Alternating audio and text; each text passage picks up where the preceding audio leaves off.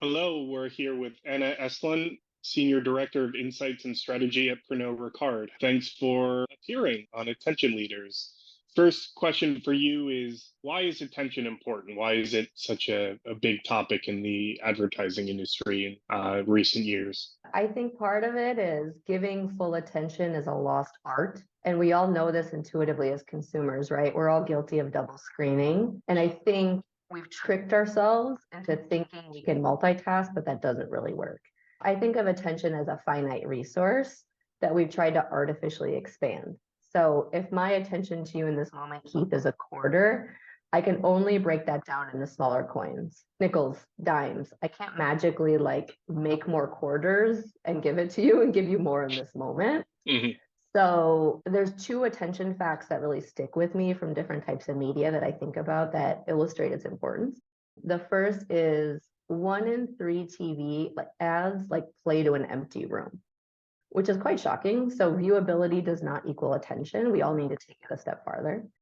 The second one is 50% of impact for TikTok ads happen in the first 2 seconds. So these days, not only do you need active attention, you need fast attention. So all of this stuff, like what's really most important, right, besides the shock and awe stats, is attention helps you get, like it's a step to getting to driving sales and equity, which is what really matters.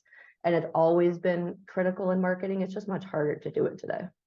As you said, attention's always been important, but what about the state of measurement? Are there new technologies or new approaches that makes it likely that we can measure attention? There's great technologies out there. So I'm a hiker, so I'm going to give you a hiking analogy about it. There's two things. One, we're at the start of the trail, and two, there's different paths to the top. So start of the trail meaning we're in our early days. So you're right, there are great technologies out there.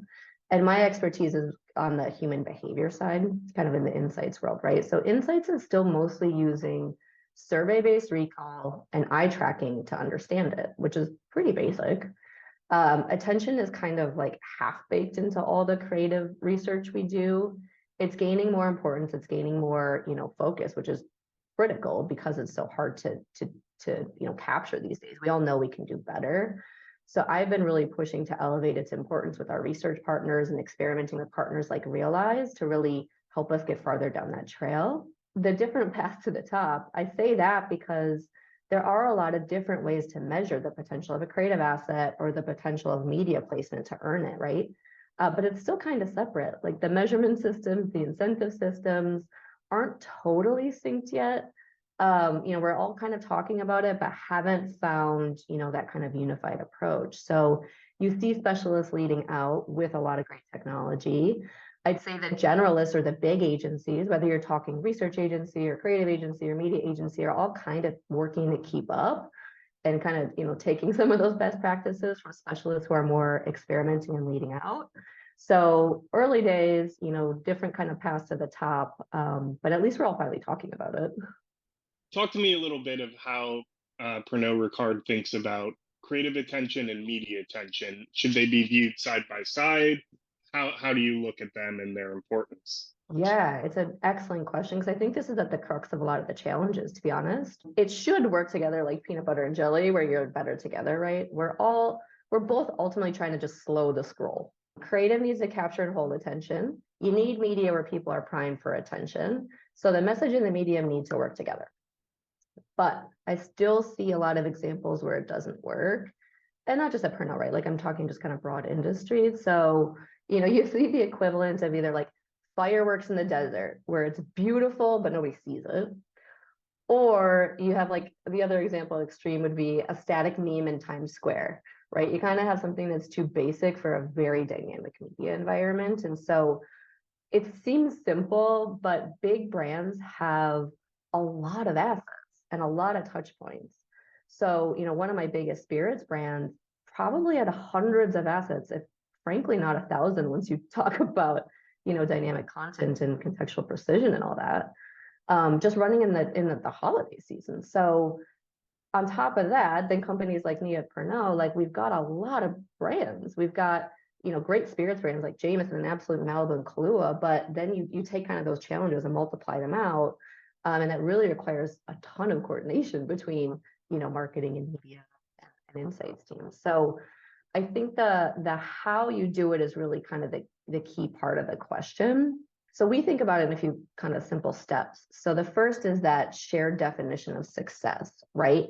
How are we going to know at the end of the campaign if we've done it right or we need to pivot? And to do that, you need shared language, framework, KPIs, all of that. And to be honest, we're still somewhat in early days. I think like most at Pernod, we've done a beautiful job of syncing our teams to work together for creative effectiveness in general. So we know what success looks like for a campaign, but attention's kind of baked into that. And I think us, like most, need to double click on it as a problem to solve. So the second thing you really need is a shared system to plan together. And this is where it becomes hard, right? You need to consider every creative in your campaign, not just the hero assets, not just the big TV and video assets, right? Most people have a long tail of assets. And so because attention is different on different platforms, you need to plan creative for that. And so, I think increasingly we find ourselves really asking the question about like, what about our always on assets? What about our retail media assets? What about those like investments where either you need to work harder for attention or you just don't know the attention dynamics as well? So a lot of companies, including us, will do consumer journey planning, but that's, I think a good start. And again, need a double click for attention. The last thing I'd say about, kind of Pernod's world is you really need to think about personalization as well, right? Because increased relevance will help with attention.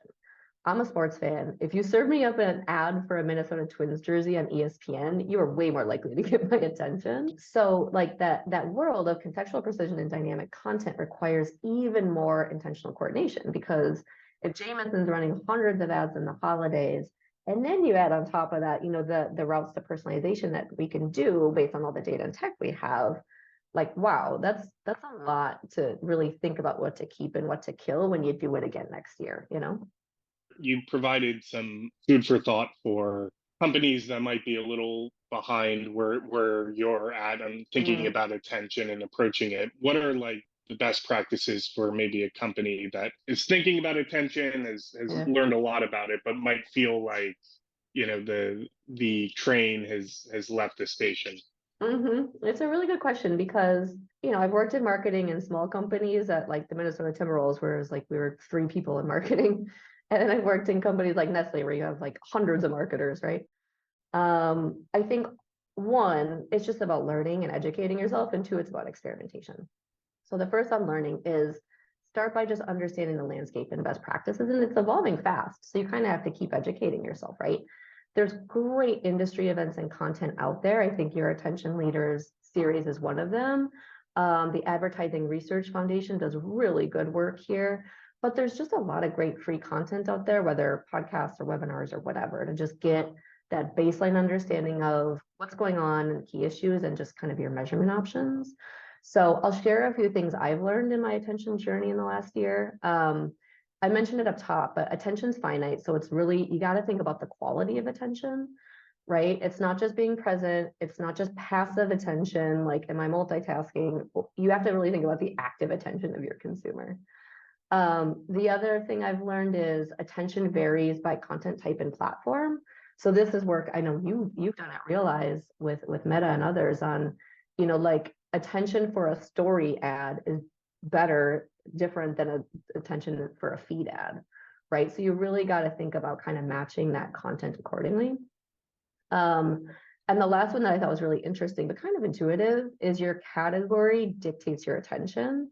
So meaning if you're doing an ad for an entertainment service, right, or a movie or a sports team, or luckily for me, this falls in there too, in spirits, you're more likely to get somebody's attention, more so than a category like pharma, where you got to work harder for it, right? And it's why insurance companies use, Patrick Mahomes or, a talking gecko to try to get your attention.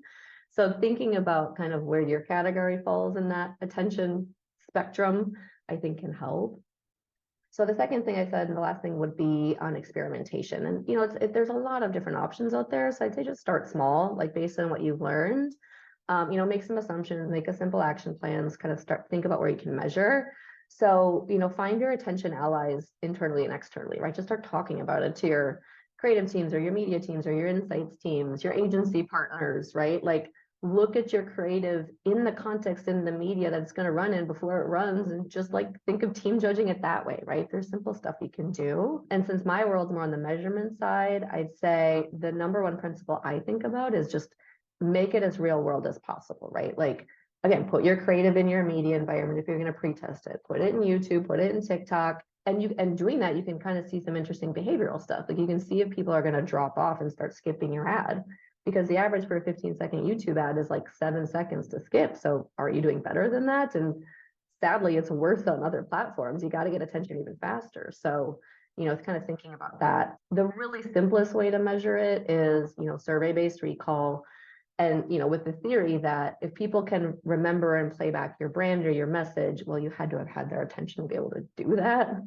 And so you can do that in pre-test or post-test brand lift stuff. But, I think the next step up is eye tracking. Like, are you actually having people's attention? Where I'm more excited of where people are going is more active attention versus just passive attention, meaning are you getting some kind of emotion associated with the attention? Because you need attention to then hopefully spark an emotion to ultimately get to the behavior change you want, right? Of getting somebody to buy something or do something. So that active attention of like, am I smiling? Is there joy in what I'm watching? Am I confused about something? We've used eye tracking a lot in research to understand more of just like the emotion and the story arc of your ad, but using it to think about, do you have active attention? I think is a really interesting thing that a lot of people are doing now too. Such a great answer. Thank you so much for sharing all of your insights on attention and talking about how you guys are approaching it. Yeah, thank you, Keith, for having me. I just really, happy you're doing this series, and we're all paying more attention to attention. And so the more we learn and share our stories together, I think the more we can get better together. Thank you.